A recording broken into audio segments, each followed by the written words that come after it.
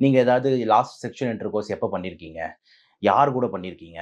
காசு குடுத்து போனீங்களா இல்லையா? ஒண்ணொண்ணுத்துக்கும் வேலிட் ரீசன் இருக்கு.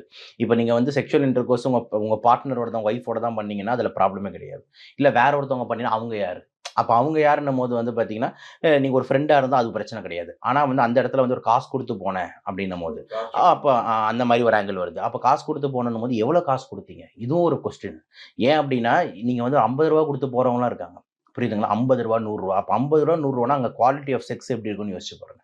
அப்ப ரூ. 50 ரூ. 100 குடுத்து போறாங்கன்னா, அப்ப அது வந்து எவ்வளவு நோய் இருக்கிற ஒரு ஒரு ஆளா தான் இருக்கிறதுக்கு வாய்ப்பு அதிகம்.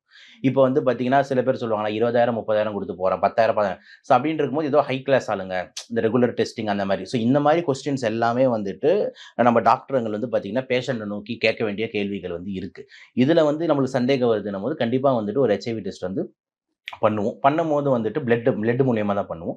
ஸோ அதில வந்து எலிசா மற்றும் வெஸ்டர்ன் பிளாட்ன்னு சொல்லிட்டு 2 டெஸ்டிங் இருக்கு. அந்த டெஸ்டிங் மூலியமா நம்மளுக்கு வந்து இது பாசிட்டிவா இல்லையான்னு கன்ஃபார்ம் ஆகும். Western பிளாட்ன்றது confirmatory. எலிசால நம்மளுக்கு பாசிட்டிவ் வந்ததுன்னா கிட்டத்தட்ட யோசிப்போம். அதுக்கப்புறம் வெஸ்டர்ன் பிளாட்ல கன்ஃபார்ம் பண்ணிட்டோம்னா, இட் இஸ் 100% HIV கேஸ்ன்னு நம்ம வந்து சொல்லுவோம்.